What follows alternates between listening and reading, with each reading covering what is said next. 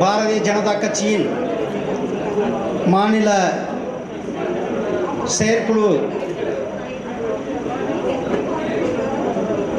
காலை முதல் பல்வேறு விஷயங்கள் விவாதிக்கப்பட்டது.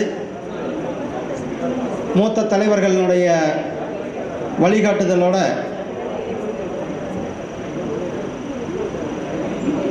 தமிழ்நாடு பாரதிய ஜனதா கட்சி இந்த செயற்குழுவின் தொடக்கமானது வருகிற சட்டசபை தேர்தலுக்கான தொடக்கமான இந்த செயற்குழு. இந்த செயற்குழு மூலம் பாரதிய ஜனதா கட்சி வருகிற சட்டசபை தேர்தலை எதிர்கொள்வதற்கு அனைத்து விதத்திலும் தயாராக இருக்கிறது. பாரதிய ஜனதா கட்சி தயாராக இருக்கிறது.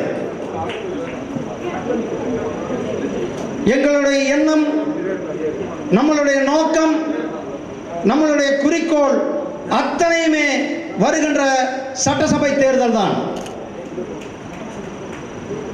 வருகிற சட்டசபை தேர்தலில் நிச்சயமாக பாரதிய ஜனதா கட்சியை சார்ந்த நம்மளுடைய சகோதரர்கள், நம்மளுடைய சகோதரிகள் இந்த சட்டசபையில் அலங்கரிக்க போகிறார்கள். வருகிற காலம் பாரதிய ஜனதா கட்சியினுடைய காலம், தமிழகத்தின் அரசியல் காலம்.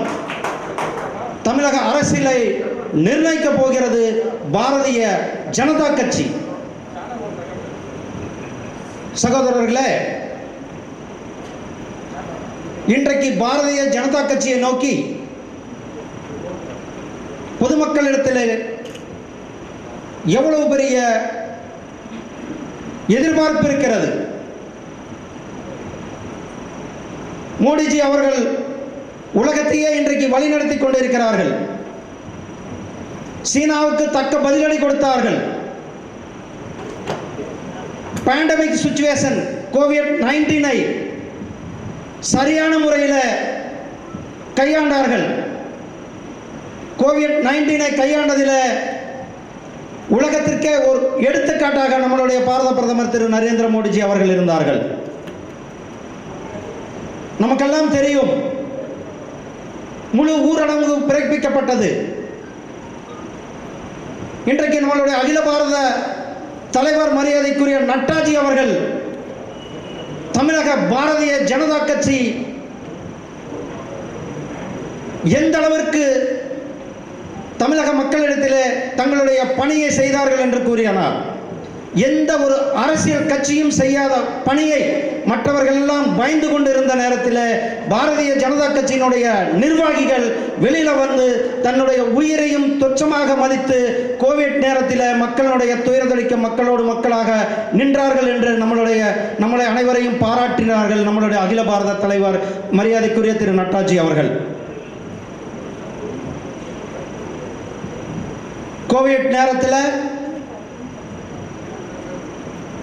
அனைவரும் மக்களுக்காக பணி நம்ம செஞ்சுட்டு இருக்கிறோம். ஆனா எதிர்க்கட்சி தலைவர்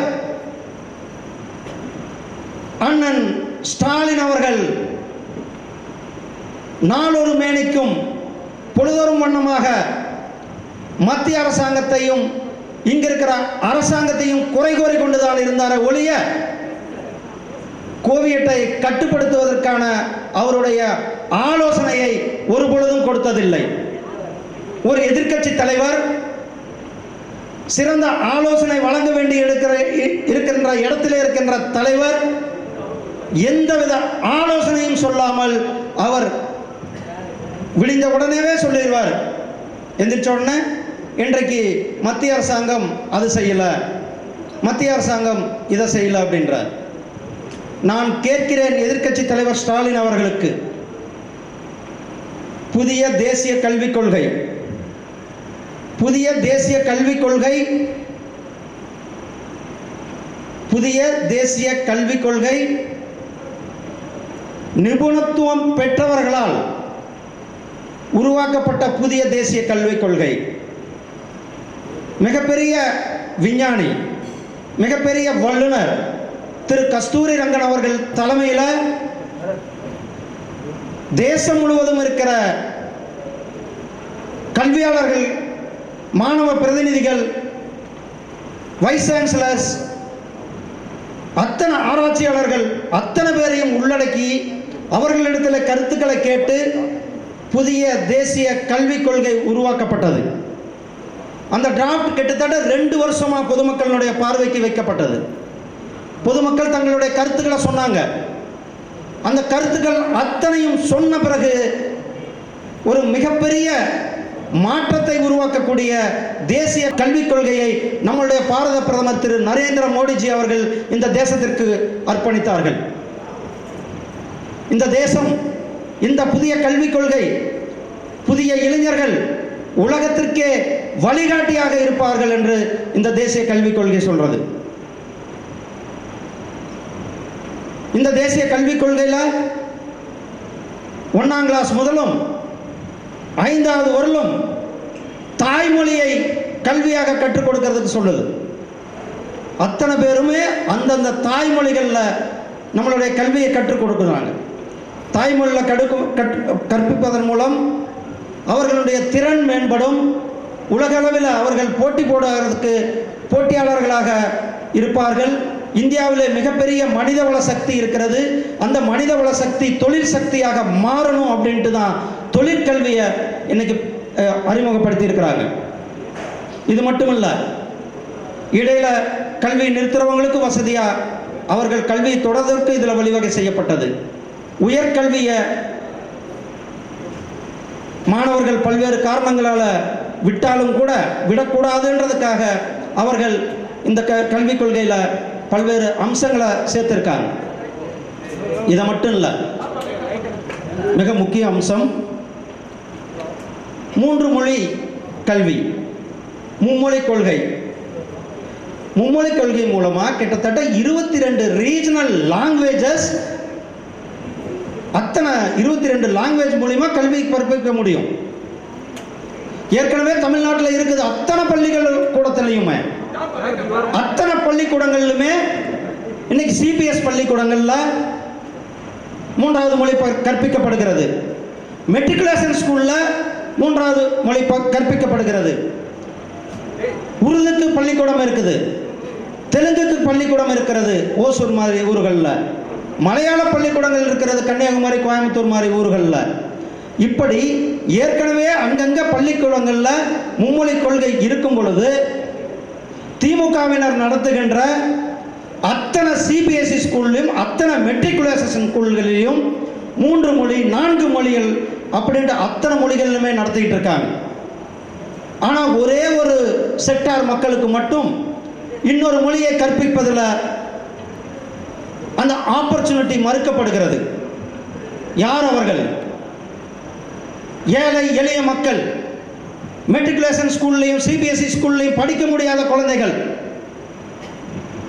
பிலோ த பாவர்ட்டி லைன், அதாவது வருமான கோட்டுக்கு கீழே இருக்கிறவங்க, ஓபிசி மக்கள், எஸ்சி எஸ்டி மக்கள், என்னை போன்ற அரசு பள்ளிகளில் படித்த மக்கள் ஒரு மொழியை கற்பிக்கிறதுக்கு அவர்களுக்கு அனுமதி மறுக்கப்படுகிறது. ஸ்டாலின் அவர்கள் நவீன தீண்டாமையை கடைபிடிக்கிறார்கள். நவீன தீண்டாமையை கடைபிடிக்கிறார். அவர்கள் பள்ளியில் அவர் போர்டு போட முடியுமா? திமுகவுடைய மாநில நிர்வாகிகள், முக்கிய நிர்வாகிகள் அவர்களுடைய பள்ளிகளில், அவர்கள் நடத்துகின்ற பள்ளிகளில் நாங்கள் வேறு மொழி கற்பிக்க மாட்டோம், தமிழும் ஆங்கிலமும் மட்டும்தான் கற்பிப்போம் அப்படி என்று அட்மிஷனுக்கு நீங்கள் வாருங்கள் என்று அவர்கள் அறிவிப்பு பலகை வைக்க தயாரா? ஸ்டாலின் அவர்களே, உங்கள் மாநில நிர்வாகிகளையும் உங்கள் குடும்பத்தார் நடத்தும் பள்ளிகளுக்கும் நீங்கள் அறிவுரை வழங்குவதற்கு தயாராக இருக்கிறீர்களா? ஏன் இந்த ஓரவஞ்சனை? கிராமத்து மாணவர்கள் என்ன செய்தார்கள்? என்ன பாவம் செய்தார்கள்? அவர்களிடத்தில் ஏன் நீங்கள் தீண்டாமை கடைபிடிக்கிறீர்கள்? அவர்களும் ஒரு லாங்குவேஜ், அவர்களும் ஒரு மொழியை கற்பதில் எது தடுக்கிறது உங்களை? பொதுமக்கள் பார்த்து கொண்டுதான் இருக்கிறார்கள். நிச்சயமாக உங்களுக்கு வருகிற தேர்தலிலே மக்கள் சரியான பாடத்தை புகட்டுவார்கள். சரியான பாடத்தை புகட்டுவார்கள். சரியான பாடத்தை உங்களுக்கு புகட்டுவார்கள். இன்றைக்கு மாணவர்கள் தயாராக இருக்கிறார்கள், எனக்கு இன்னொரு கூடுதலாக இன்னொரு மொழியை நான் கற்றுக்கொள்கிறேன் என்று. பெற்றோர்கள் தயாராக இருக்கிறார்கள், நான் என்னுடைய குழந்தை இன்னொரு மொழியை கற்றுக்கொள்ள தயாராக இருக்கிறான் என்று. கிராம லெவலில் இருக்கிற, பிளாக் லெவலில் இருக்கிற பள்ளிகளில் கூட இன்றைக்கு மூன்றாவது மொழியை சொல்லிக் கொடுக்கின்ற சூழ்நிலையில் அவர்கள் பெற்றோர்கள் அந்த பள்ளியை நாடும்போது, நீங்கள் யார் என்னுடைய குழந்தையை தடுக்கிறதற்கு, என்னுடைய குழந்தையை இன்னொரு மொழியை கற்க வேண்டாம் என்று சொல்வதற்கு நீங்கள் யார்? நீங்கள் என்ன முறையான எதிர்க்கட்சி தலைவரா? நீங்கள் எதிர்க்கட்சி தலைவர் என்று பொதுமக்களுடைய நலனிலே அக்கறை கொள்ள வேண்டும், பொதுமக்களுடைய நலனிலே அக்கறை கொள்ள வேண்டும், மாணவர்களுடைய நலனிலே அக்கறை கொள்ள வேண்டும். மாணவர்கள் படிப்பதற்கு தயார், பெற்றோர்கள் அனுப்புவதற்கு தயார், நீங்கள் ஏன் தடுக்கிறீர்கள்? ஏன் இந்த தீண்டாமையை கடைபிடிக்கிறீர்கள்? எங்கே போனது உங்கள் சமூக நீதி? ஏற்கனவே சமூக நீதியை குடிதோண்டு படுத்தி விட்டீர்கள். எதிர்க்கட்சி தலைவர் அவர்களே, உங்களுடைய பாராளுமன்ற உறுப்பினர்கள் மக்களால் தேர்ந்தெடுக்கப்பட்ட பாராளுமன்ற உறுப்பினர்கள், நாங்கள் என்ன மூன்றாம் தர குடிமக்களா என்றார்கள். அவர்களை தட்டி கேட்க முடிந்ததா? அவர்களை கண்டிக்க முடிந்ததா உங்களால்? இன்றைக்கு வரலும் நீங்கள் அவர்களை கண்டிக்கவில்லை. இன்றைக்கு வரலும் நீங்கள் அவர்களை கண்டிக்கவில்லை. உங்களுடைய சட்டசபை உறுப்பினர்கள், உங்களுடைய சட்டமன்ற உறுப்பினர்கள் பட்டியலின மக்களை தரக்குறைவாக பேசுகிறார்கள். அவர்களை கண்டித்தீர்களா? இன்றைய வரலும் கண்டிக்கவில்லை. உங்களுடைய மாநிலங்களவை உறுப்பினர், நமக்கு எல்லாருக்குமே தெரியும், ஜட்ஜுக்கு இடஒதுக்கீடு கிடையாது. ஹைகோர்ட் ஜட்ஜுக்கு ரிசர்வேஷன் இடஒதுக்கீடு கிடையாது. அவர்கள் கஷ்டப்பட்டு, அவர்கள் தங்களுடைய படித்து, அவர்கள் தன்னுடைய உழைப்பை சிந்தி அவர்கள் ஜட்ஜாக வந்தால் நீங்கள் சொல்லுகிறீர்கள் பட்டியலின மக்களுக்கு ஜட்ஜாக வந்தது நாங்கள் போட்ட பிச்சை என்கிறீர்கள். நிச்சயமாக பட்டியல் சமுதாயம் உங்களுக்கு சரியான பாடத்தை கற்பிக்க போகிறார்கள். திரு ஸ்டாலின் அவர்களே, நீங்கள் பொதுமக்களிடத்திலே, பட்டியலின மக்களிடத்திலே நீங்கள் பொதுவாக அவர்களிடத்தில் மன்னிப்பு கேட்க வேண்டும். இல்லையெனில் அவர்கள் நிச்சயமாக உங்களுக்கு தக்க பாடத்தை வருகிற தேர்தலில் புகட்டுவார்கள். கருப்பர் கூட்டம், நான் கேட்கிறேன், பொதுமக்கள் சார்பில் கேட்கிறேன், கருப்பர் கூட்டத்திற்கும் உங்களுக்கும் என்ன தொடர்பு? கருப்பர் கூட்டத்துக்கும் உங்களுக்கும் என்ன தொடர்பு? திராவிட முன்னேற்ற கழகத்திற்கும் என்ன தொடர்பு? ஏன் கண்டிக்க மாட்டேங்கிறீர்கள் நீங்கள்? கருப்பர் கூட்ட யூடியூப் சேனலில் கோடான கோடி தமிழ் மக்கள், கோடான கோடி தமிழர்கள் காலை எழுந்தவுடனே கந்த சஷ்டி கவசத்தை அவர்கள் கேட்டுவிட்டு தான் தங்களுடைய பணிகளை தொடங்குகிறார்கள். அப்படிப்பட்ட கந்த சஷ்டி கவசத்தை கொச்சைப்படுத்திய அந்த யூடியூப் சேனலில் சேர்ந்த செந்தில் வாசன் உங்களுடைய ஐடி பிரிவில் வேலை செய்தாரா இல்லையா? ஏன் தெளிவுபடுத்த மாட்டீர்கள்? ஏன் தெளிவுபடுத்த மாட்டீர்கள் திரு ஸ்டாலின் அவர்களே? நீங்கள் நினைப்பது போல் இல்லை இப்போது தமிழகம். தமிழகம் ஆன்மீக பூமி. தமிழகம் ஆன்மீக பூமி. தமிழகம் ஆழ்வார்களையும் நாயன்மார்களையும் கொண்ட பூமி. தமிழகம் தர்மத்தை காத்த பூமி. நிச்சயமாக நீங்கள் ஒரு சாராருக்கு அநீதி இழைப்பீர்கள் என்றால் அவர்கள் உங்களை தூக்கி எறியும் காலம் வெகு தொலைவில் இல்லை என்பதை நீங்கள் நினைத்துக் கொள்ளுங்கள். என்ன பாவம் செய்தார்கள் தமிழகத்தை சார்ந்த இந்து மக்கள்? நாங்கள் இருக்கிறோம், நாங்கள் அனைத்து பண்டிகைகளும் கொண்டாடுகிறோம், அனைத்து மதத்தை சார்ந்தவர்களுக்கும் வாழ்த்துக்கள் சொல்லுகிறோம், ரம்ஜான், கிறிஸ்துமஸ் அனைத்து விழாக்களையும் கொண்டாடுகிறோம், அனைவருக்குமே வாழ்த்துக்கள் சொல்லுகிறோம். உங்களை யார் தடுக்கிறார்கள்? நீங்கள் ஏன் கிருஷ்ண ஜெயந்திக்கு வாழ்த்து சொல்ல மாட்டேங்கிறீர்கள்? நீங்கள் சொல்லுகிறீர்கள் எங்கள் கட்சியிலே 1 கோடி இந்துக்கள் இருக்கிறார்கள் என்று. அப்போ 1 கோடி இந்துக்களுக்கு வாழ்த்து சொல்ல உங்களுக்கு மனம் இல்லையா? உங்கள் கட்சியில் இருக்கிறவருக்கு நீங்கள் வாழ்த்து சொல்ல வேண்டாமா? விநாயகர் சதுர்த்தி வந்ததே, நீங்கள் வாழ்த்து சொன்னீர்களா? ஏன் இந்த பாகுபாடு? ஏன் இந்த டிஸ்கிரிமினேஷன்? மறுபடியும் நான் சொல்றேன், இந்த வார்த்தையை யூஸ் பண்றேன். ஏன் இந்த டிஸ்கிரிமினேஷன்?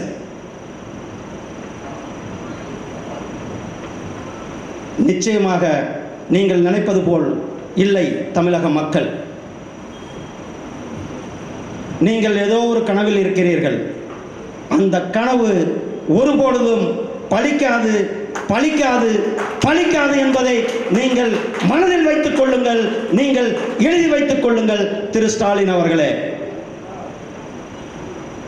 எது தடுக்கிறது? ஏன் இந்து பண்டிகைகளுக்கு நீங்கள் வாழ்த்து சொல்ல மாட்டீர்கள்? மற்ற பண்டிகைகளுக்கு வாழ்த்து சொல்லுகிறீர்கள். அனைத்து மதமும் ஒன்றுதானே? அனைத்து மதமும் ஒன்று என்று இந்து மதத்தின் பண்டிகைகளை ஏன் நீங்கள் வாழ்த்து சொல்ல மாட்டேங்கிறீர்கள்?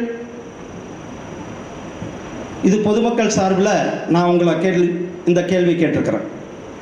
சகோதரர்களே,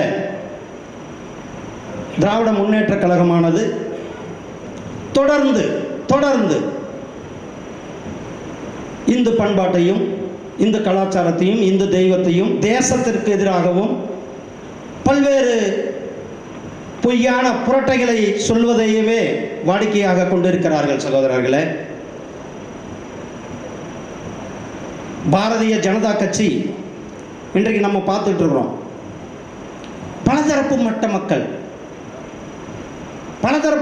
மக்கள், அது பிசினஸ் பீப்புள் ஆகட்டும், ஏழை எளிய மக்களாகட்டும், மாற்றுக் கட்சியினுடைய சகோதரர்களாகட்டும், இன்றைக்கு கொத்து கொத்தாக பாரதிய ஜனதா கட்சியினுடைய மாவட்ட அலுவலகங்களில் சென்னை ஆரம்பித்து கன்னியாகுமரி முதல் ஊட்டி ஆரம்பித்து நாகப்பட்டினம் வரலும் தினந்தோறும் பாரதிய ஜனதா கட்சியில் தங்களை அர்ப்பணித்துக் கொண்டிருக்கிறார்கள், தங்களை இணைத்துக் கொண்டிருக்கிறார்கள்.